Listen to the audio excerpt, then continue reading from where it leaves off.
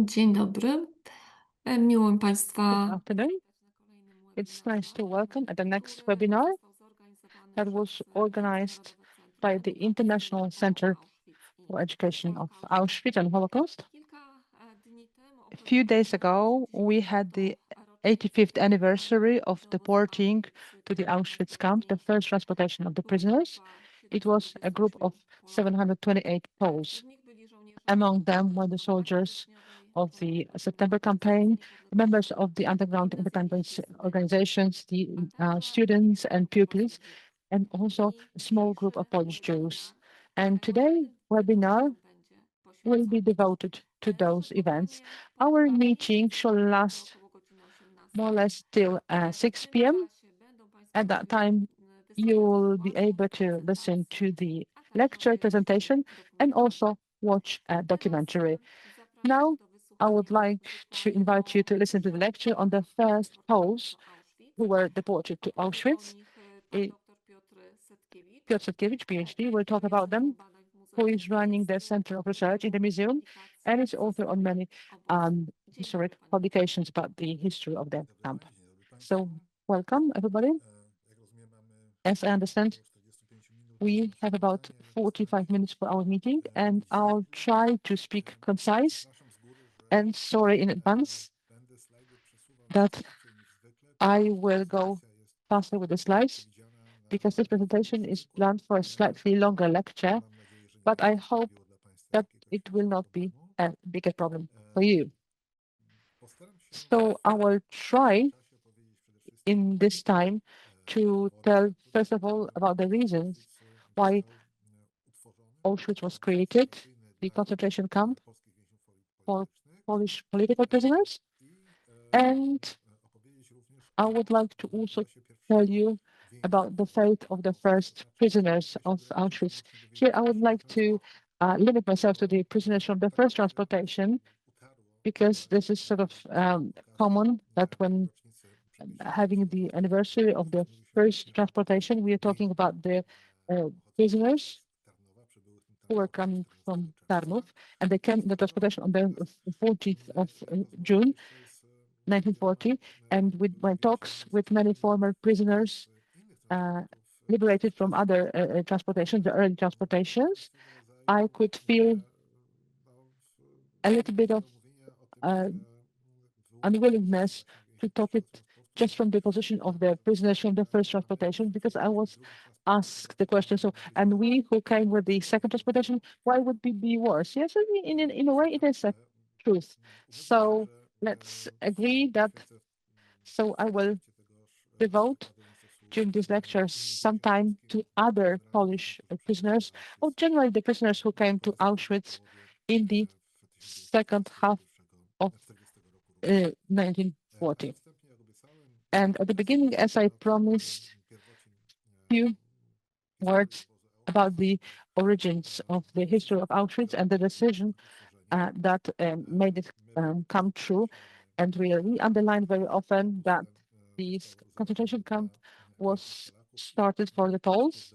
And in fact, till the early spring in 1942, it was the Polish camp in the sense that the significant majority of the prisoners there were Poles.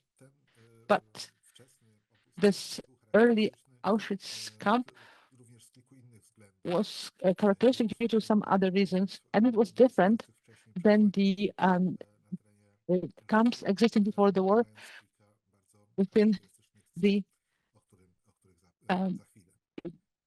Germany, because and has some significant factors. Coming back to the history, probably many of you know, before the war there was the military camp, so from the Katowice and the 5th Division of the Horse Artillery. A few pictures from here, and then you could see that the barracks were ground buildings, ground floor buildings, or 6 or 8 buildings like this, made of brick, and some of them were like had one floor, and it caused that At some point, when we ended the defense war, so the September campaign, as others would like to call it, so the German Wehrmacht, that the army that became in a way the owner of such barracks, military facilities, was not really interested in maintaining the ownership, so that they had enough other barracks, military barracks in Poland to take over.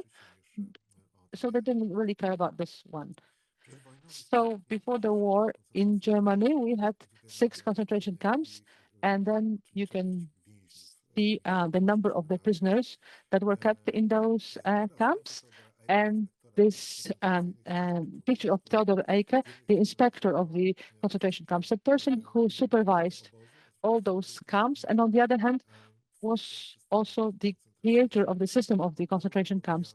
He was responsible for creating the rules, the regulations of the concentration camp Dachau, and also taking over the patterns of proceeding with the prisoners to other camps. As you can see, so they were before the war they had a limited capacity. They were not able to have many prisoners in 1938, 39. There were not too many prisoners, and then the war starts. So the Germans entered Poland, and quickly they start acting both the German police units, so the groups, the Volksdeutsch, so they call themselves like kind of a local police, Selbstschutz. They are trying to bring back like denunciations, some disputes that have been before the Polish and the German community before the war, and they put the Poles in different types of temporary detention facilities. They keep the people there who are considered to be not enemies of the Germany. This was the people from the Silesian uprising, but also the people who did something wrong to the German Volksdeutsch. So some of them were shot. This was done by the German police, or very commander of von Feuerich that was responsible for those crimes. So part of the Poles were arrested just because the fact that they were in the lists that were prepared before. Those arrests covered a really wide scope of people, and when this was running quickly to the situation where the prisons within the Upper Silesia were overwhelmed, overcrowded, and the problem could not have been solved through like clear and simple solution, that is sending the prisoners, the Poles, from the local detention facilities to concentration camps in Germany. And it happened due to the fact that, on the one hand, Theodor Eicke, at that time not the inspector of the concentration camps, he came to a conclusion that his SS soldiers from the staff of the concentration camp, they should participate in the military actions, and therefore those SS soldiers and those volunteers for the later SS and the 3rd division of Panzer division, they were supposed to go through the whole cycle of trainings within the Dachau concentration camp. So the prisoners from that camp were supposed to be transferred to other concentration camps, and this was Rebauhausen, Flossenbürg, and Buchenwald. But so the newly sent prisoners to Dachau, they were also supposed to be transferred to Buchenwald.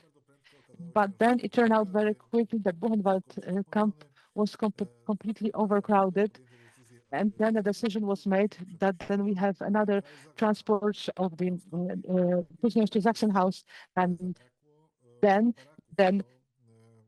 Then there was the epidemics of the typhoid, barrack typhoids, and then they were missing the barracks. They were being constructed for a long time, and then the problem happened because the system of the German concentration camp turned out to be insufficient because the Poles who were arrested after the start of the war, not only from the Upper Silesia, but also from the Greater Poland or Pomerania, they were kept in local detention facilities or the camps that were called like wild camps that would be administered by some local police units or some local authorities. And there was a great chaos and mess. So they didn't know really how to manage such temporary facilities, who was to be responsible, and who was to pay the functioning of the operations of such camps. But in the end of 1939, it was for the German authorities a significant problem. So therefore, there was the initiative, so at least within the Silesia province, to solve the problem by creating a place of keeping the prisoners, so quarantine camp. So the camp that would be accepting the prisoners for temporary period of time. And in this camp, they would have to wait for the solution of the problem of missing the places in the concentration camps. So, for example, till the typhoid would end in Sachsenhausen, or where they build the barracks in the sufficient volume. So then at that time, when everything would be ready, this prisoners from this temporary camp from the quarantine would be transported to Germany. So there's a letter, and it is clear from this letter that first of all, those local prisons were really overcrowded. There happened situations that the police was bringing new prisoners, but physically it was not possible to keep them in the prisons. So the authorities made the decision to release some of the prisoners in order to find place for the new ones. So in the long term, that was really problematic, because then you would have to arrest those and release people again. So it's a kind of the best solution that they came up. So then looking for the place where the concentration camp for the Poles would be established. So the officers from the higher office of the SS, a commander from Wrocław, they saw the barracks within the suburbs of Auschwitz called Zasole. Preliminarily, there was the camp administered by Wehrmacht, temporary camp for the Polish prisoners of war. So this is with the shape on the right-hand side of this picture. You can see this temporary, so the fencing and the guards who came here. And this is the guard who is standing here and watching the fence and the later building of the cremation #1 in Auschwitz. These are propaganda pictures, and we still have 3 of them. And as usual in such a situation, so the camp has been existing in a very sort of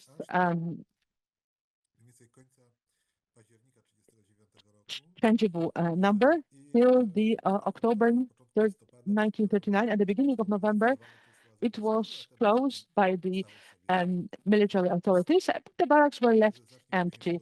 So we know from the much later document that in autumn, so we think in November or beginning of December 1939, we started preliminary negotiations between the representative of SS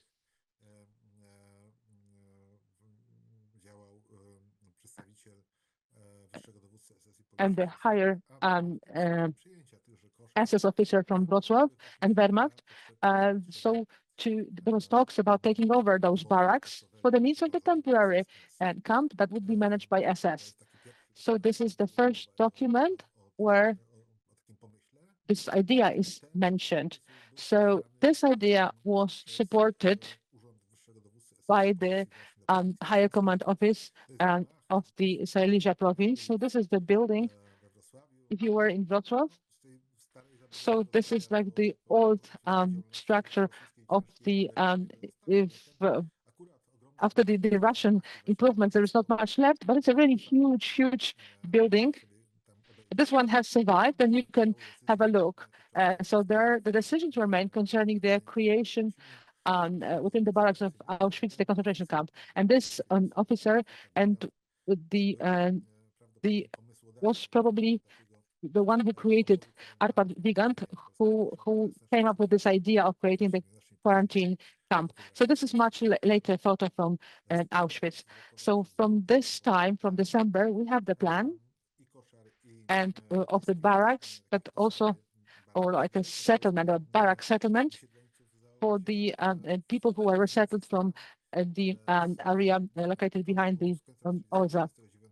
So this is the plan from the end of 1939, beginning of 40. So this is the basis for the further planning process. At that time, it was clear that Auschwitz, there will be some camp, but it would not be like a typical concentration camp. In the meantime, the new inspector, so this person, Chef Blucht, so said that the problem of the lack of space in the existing detention facilities and prisons within the occupied Poland, especially the western part of Poland, the one included in Germany, is really urgent.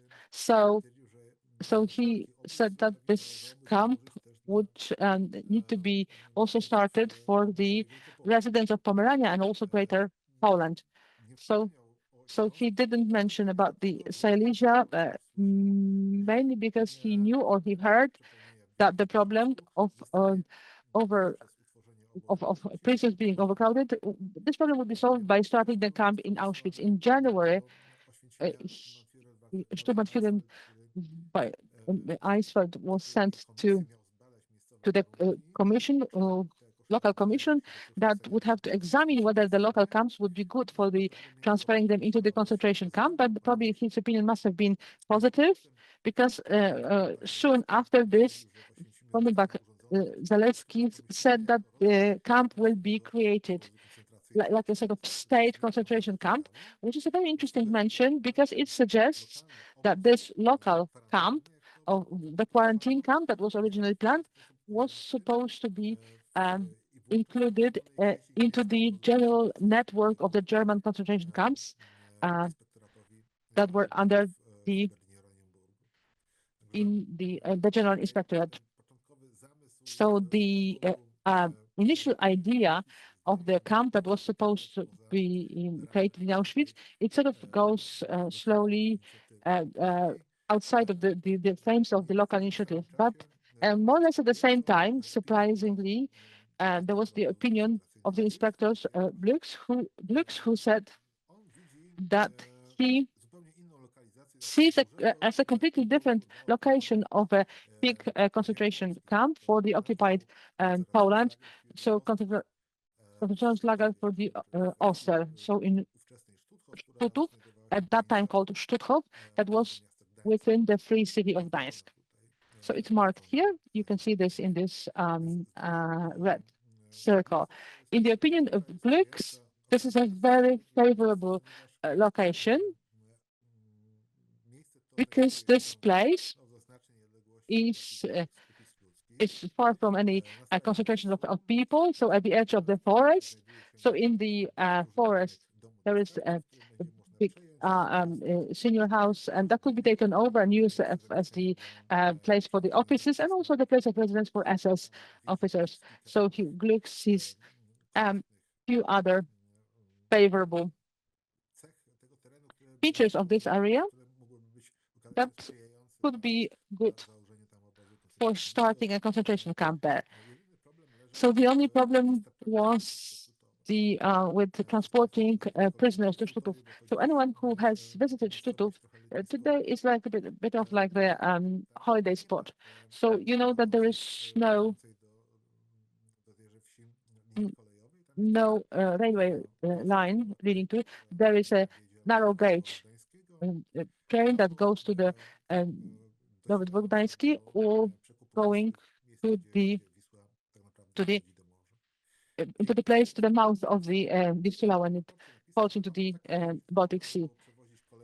So they said that maybe that would be good to transport by train to the prisoners to Gdańsk. They take them by buses or omnibuses to the place where the ferry passage through the Vistula would be, and then with some buses over this narrow gauge train, and that was really complicated. So that seemed to be the problem why initially those important decision-making officers from SS, they rejected this Gluck's proposal.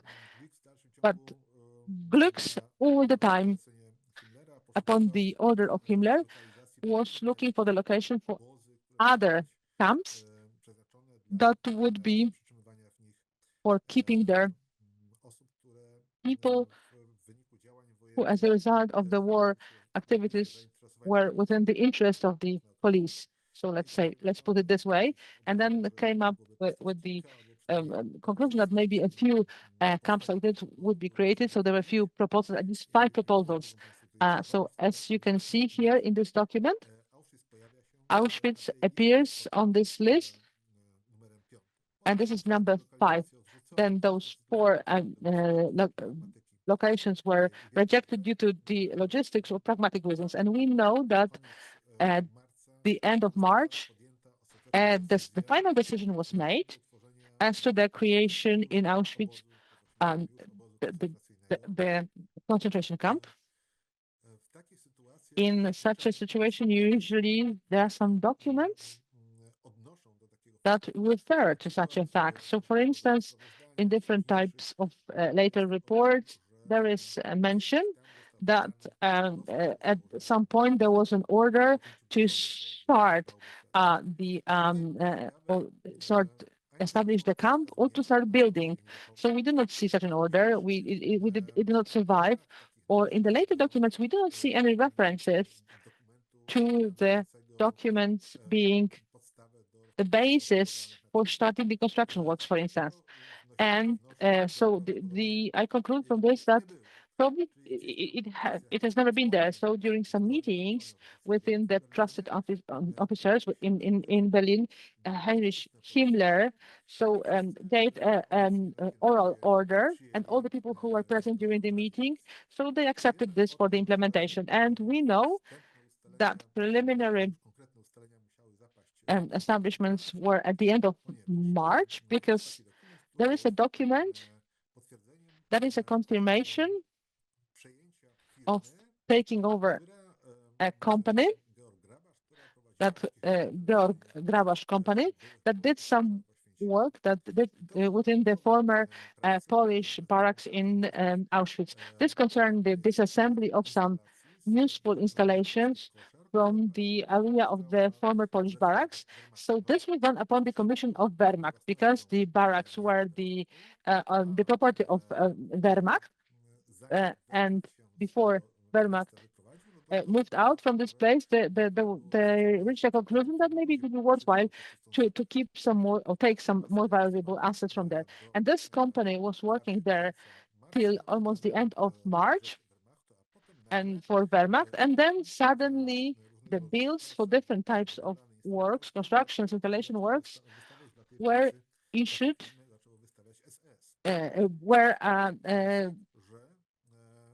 issued by SS. So the conclusion is that the decision must have been made that for sure those barracks will be taken over by SS for the needs of the concentration camp, but it was not certain when such formal issues will be finally dealt with.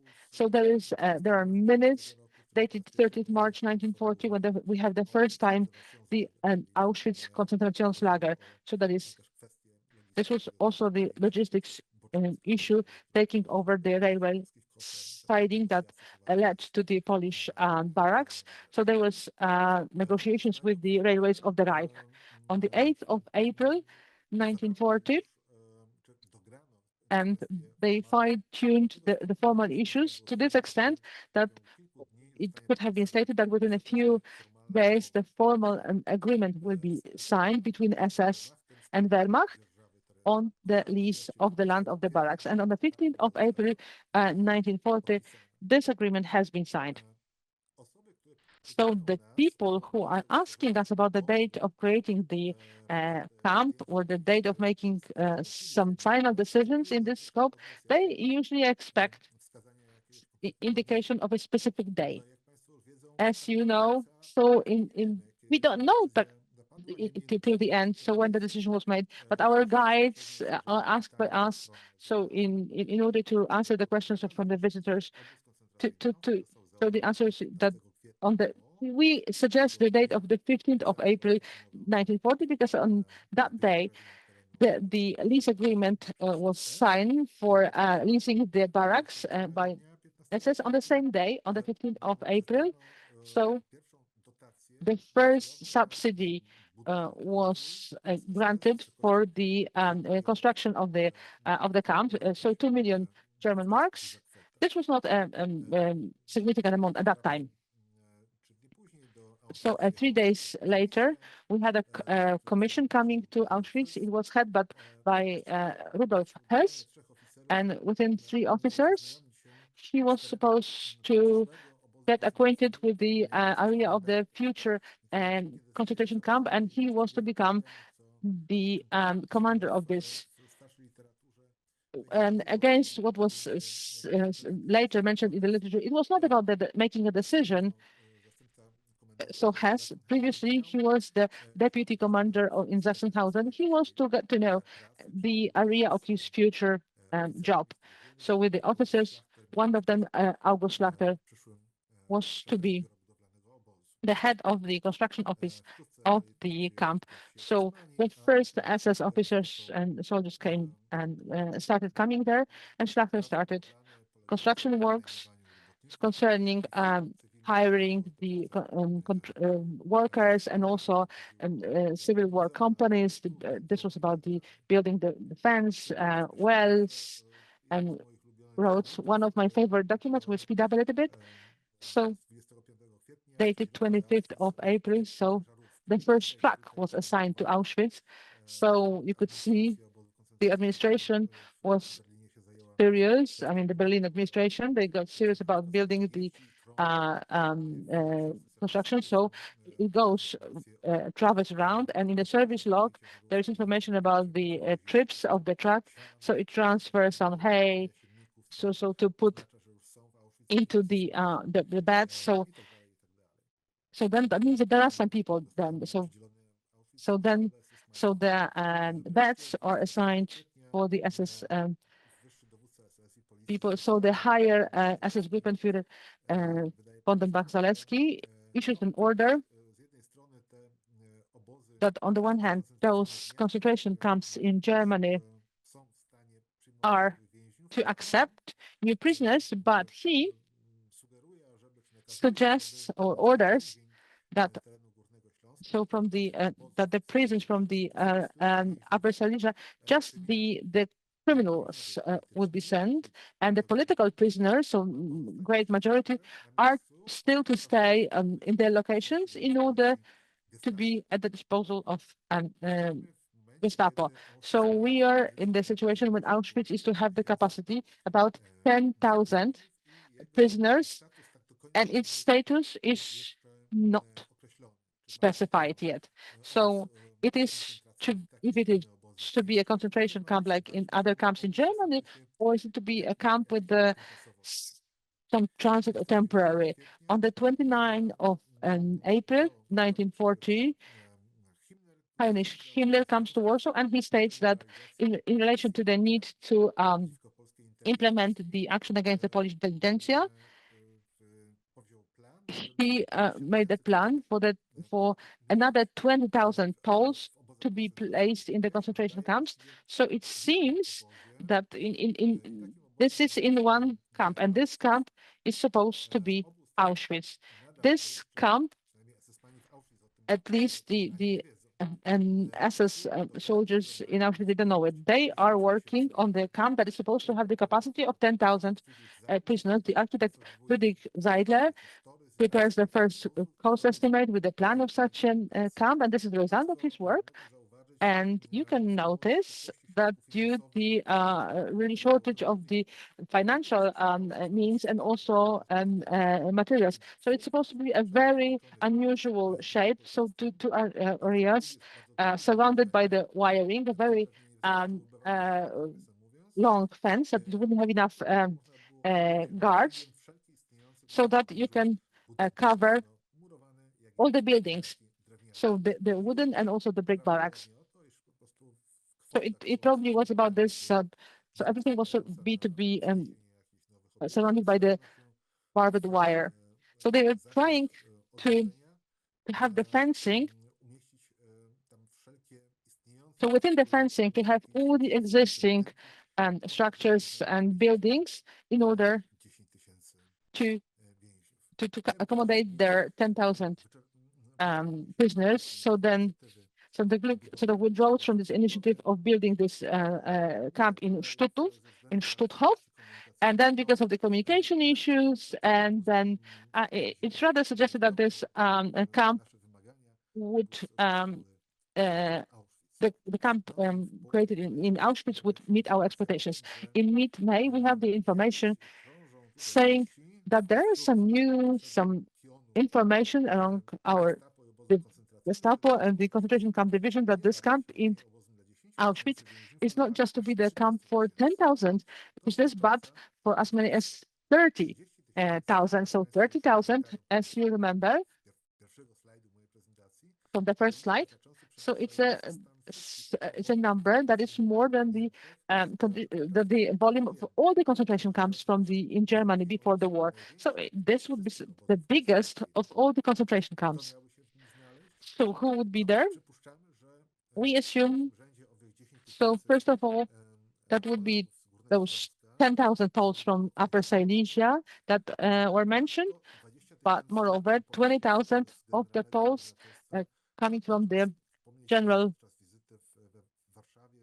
Gubernatorstwo. So Reichsführer Himmler mentioned this. So that would in total give 30,000 of prisoners. So those decisions, then we have the first prisoners coming to Auschwitz, and Gerard Parish brings on the 20th of May 30 criminals from the Sachsenhausen camp. That is supposed to be the beginning of this sort of functional officers, cap and the block.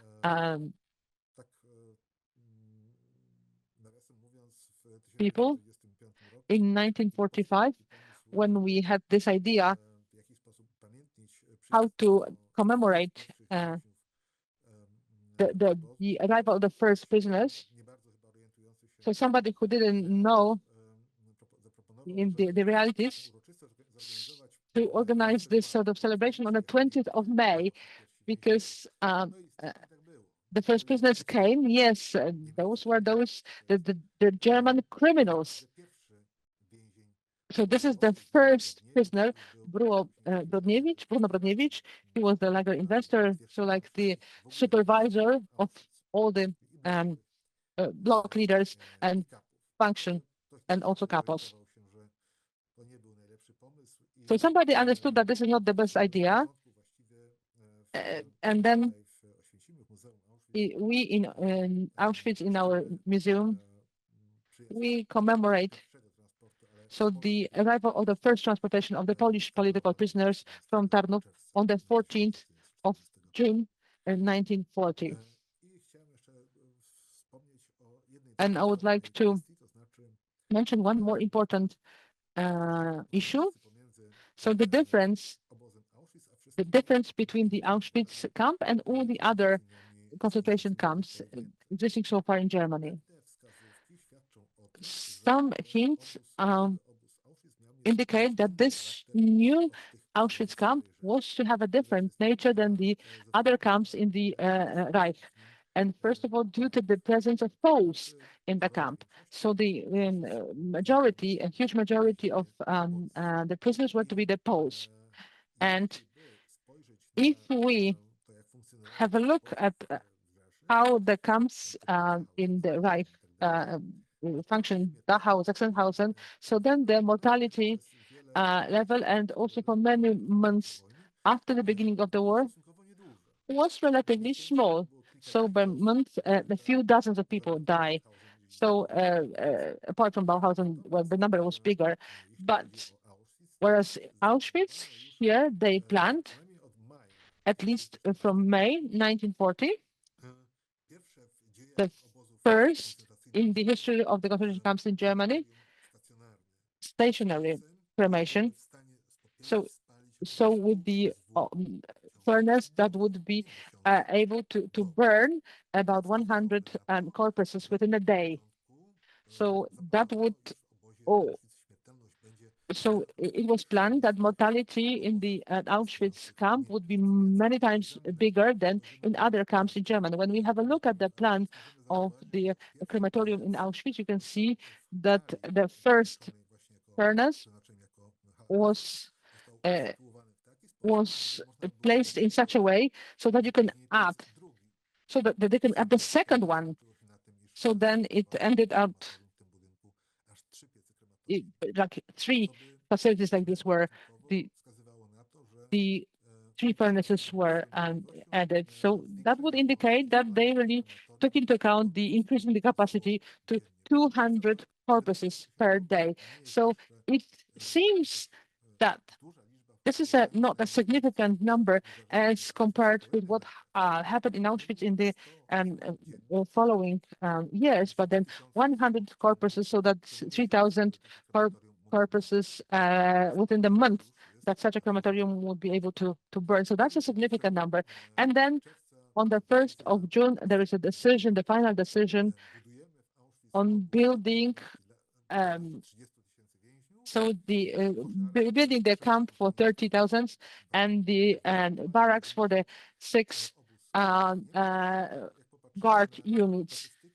So when we have a look at the statistics, so this number of prisoners who were in Auschwitz, it was reached much later.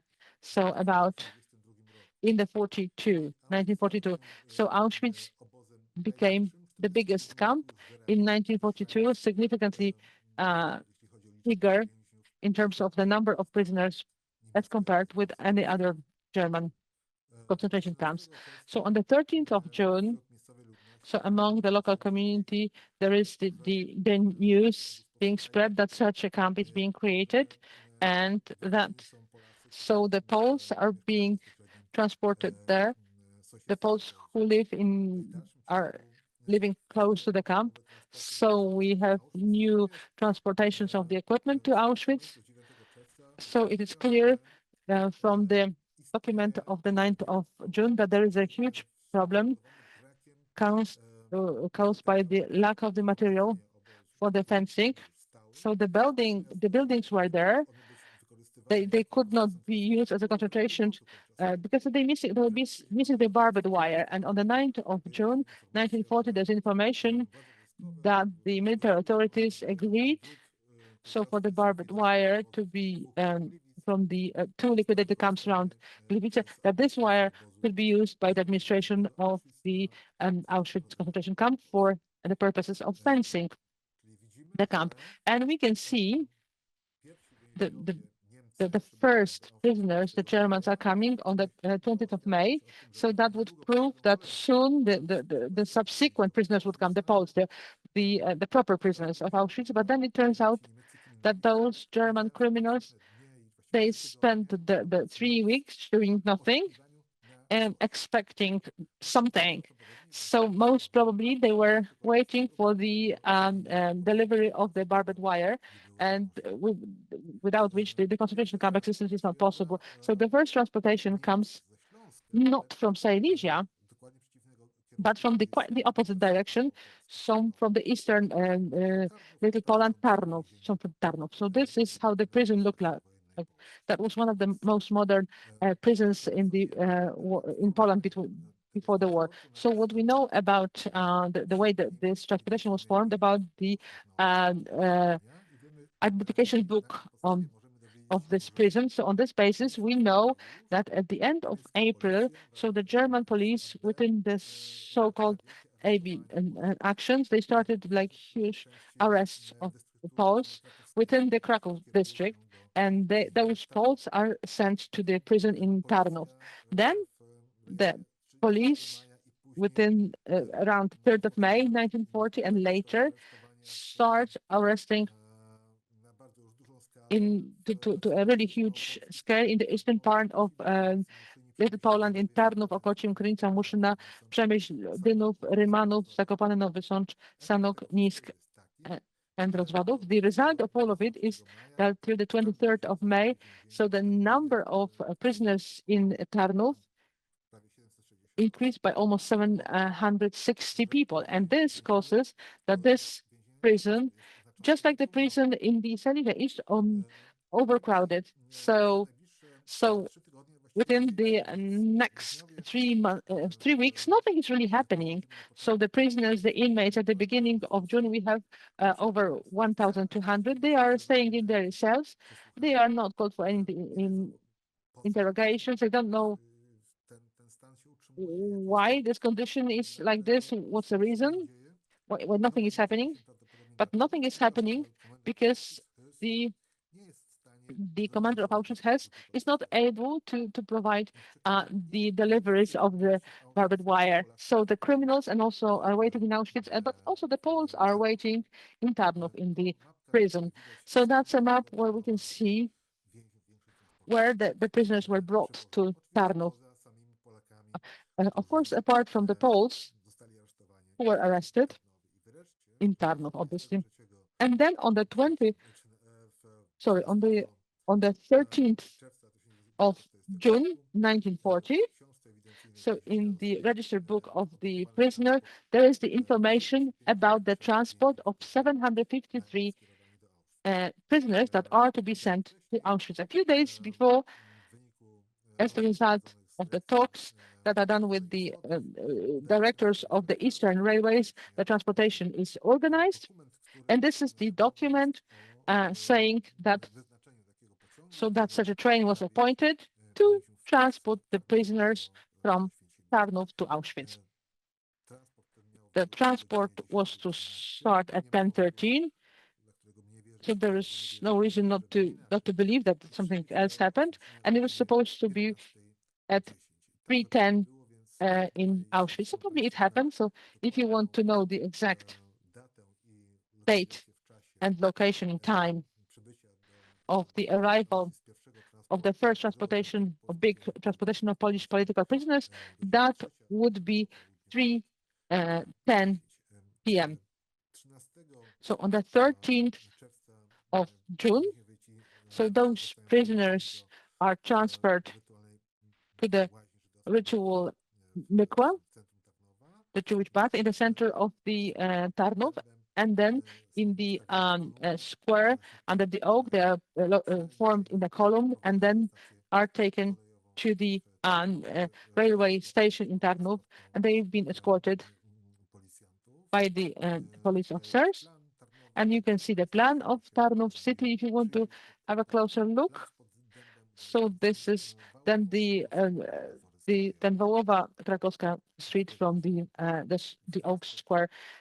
And this is the transportation. The prisoners are led to the railway station and they are put on the wagons. So the prisoners, during traveling to Auschwitz, they didn't know where they were taken. And what is interesting, there were also two deported people who were coming from Auschwitz. And probably they more or less knew where they were. That is, so they recognized the station buildings in Auschwitz. And then the train then went to the siding. And then we stopped close to the Polish tobacco monopoly. This was the first location where the prisoners were to be placed, due to the fact that the fencing has not been completed. I mean, the fencing of the blocks of the units. So the first Polish prisoners went to this building in the picture visible on the left-hand side. So Stabsgebäude. So till today, this is the university, part of the university in Auschwitz. At the entry to this building, there is a commemoration plaque. So who were the prisoners? They were very young, as you can see on this chart. So many of them were the junior secondary and secondary pupil students. When we look at the professional profile, so 728, because some of them before starting the transportation, they were withdrawn from the transportation. As to the significant number of them, we can say what were their jobs before the war. So we can see, so many of them were young people, students, pupils, and so this is the first prisoners from this, the first registered prisoners from this transportation. So the ones who were come, so this sense of Reniak, prisoners number 31, he was the first prisoner from prisoner of Auschwitz from the Polish political prisoners that were registered into the register. Who were those prisoners? So as I said, a number of them were young people, so junior secondary school with the very patriotic views, who thought that something needs to be done. They were gathering and transferring the information that they heard on the radio. Members of the independence organizations that were created at that time, the White Eagle, Orzeł Biały, that was active within those areas, members of the local elites, so teachers, lawyers, so from Tarnów. So also a dozen or 12, 14 Jews who were who had their impact on the life in Tarnów, and also a number of tourists. So they were caught during the attempt to cross the border, or the Hungarian or Romania border, and they were stopped. They were caught by the border police or border guard, and they were taken to the prisons in Zakopane, Sanok. So we know about it because in the documents of those people, it was mentioned that the prisoner was arrested because wanted to get to the army of General Sikorski in France. So the second argument like this, the Polish region.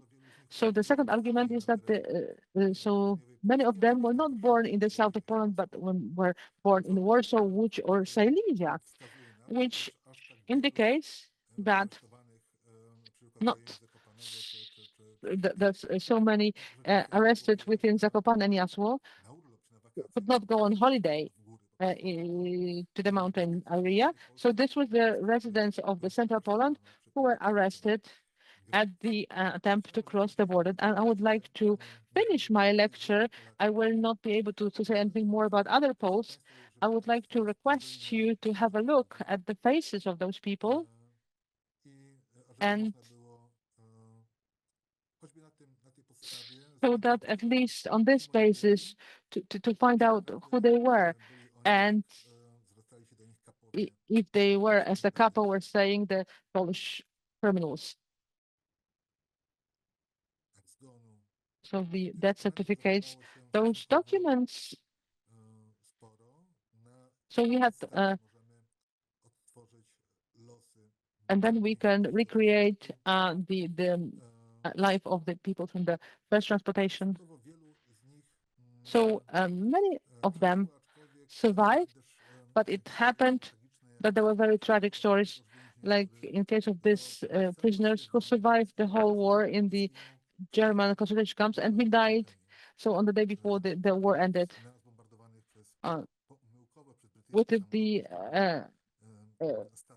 within the ships within the Lubeck Bay, accidentally bombarded by the British troops. And that's it on my side. I would like to take too much time from my colleague. If you have any questions concerning this part or would like to get some information about the documents I presented or some wider, then you're very welcome to email me. You can find my email address on the website of the museum. Thank you so much. So thank you very much. You were talking about the circumstances of creation of the Auschwitz, about bringing here the first Polish prisoners. Thank you one more time. And I would like to invite you to a short break, and I meet you at 5 p.m. Thank you.